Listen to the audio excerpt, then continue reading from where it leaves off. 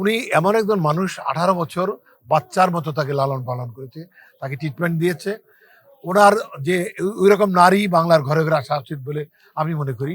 ওনার নিজের বিল্ডিং বিক্রি করছে 3 কোটি টাকা।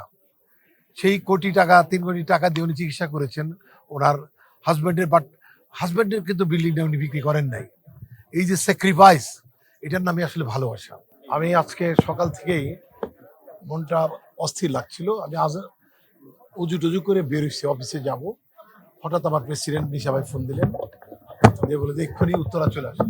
ওখানে যাওয়ার পরে কবরস্থান গেলাম, কবরস্থানে জায়গা ঠিক করলাম। সুন্দর একটা জায়গা ওনার কপালে ছিল ভালো। তারপরে ওইখানে ওনার যে স্ত্রী চিত্রনায়িকা, উনিও চিত্রনায়িকা ডলি, ওনার সাথে আমরা ওনার বাসায় গেলাম।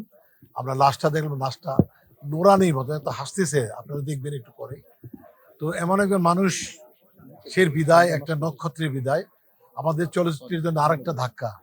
আমরা প্রতিনিয়ত ধাক্কা খেয়ে যাচ্ছি, জানি না এর থেকে উদ্ধার হবো আমরা কবে।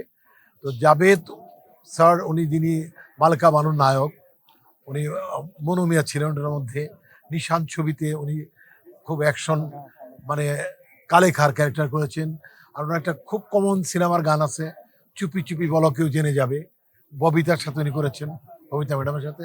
তো ওনার এই যে ওনার অর্জনকে আমরা খুব বড় চোখে দেখছি, আর ওনার বিদায়কে আমরা অন্ধকার দেখছি। আর স্পেশালি ওনার স্ত্রী, যিনি ওনার জন্য সিনেমা ছেড়ে দিয়েছেন, ডলি, চিত্রনায়িকা ডলি। উনি এমন একজন মানুষ, 18 বছর বাচ্চার মতো তাকে লালন পালন করেছে, তাকে ট্রিটমেন্ট দিয়েছে। ওনার যে ওইরকম নারী বাংলার ঘরে ঘরে আসা উচিত বলে আমি মনে করি। ওনার নিজের বিল্ডিং বিক্রি করছে 3 কোটি টাকা। সেই কোটি টাকা 3 কোটি টাকা দিয়ে উনি চিকিৎসা করেছেন ওনার হাজব্যান্ডের, বাট হাজব্যান্ডের কিন্তু বিল্ডিংটা উনি বিক্রি করেন নাই। এই যে স্যাক্রিফাইস, এটার নামে আসলে ভালোবাসা। ওনার ওনার এই ভালোবাসা অমর হোক, ইতিহাস হোক, বাংলার নারীরা দেখুক। আর পাশাপাশি আমি বলতে চাই যে এই নক্ষত্রে যে বিদায় হয়ে গেছে, এই অভাব কখনোই পূরণ হবে না। আমরা শুধু এটুকু চাবো যে নতুন করে আরেকজন জাভেদের সৃষ্টি হোক, নতুন করে একজন দলের সৃষ্টি হোক, যাতে করে আমাদের চলচ্চিত্র এই অঙ্গন এই পাপ পরিথিয়ে মুক্ত পায়।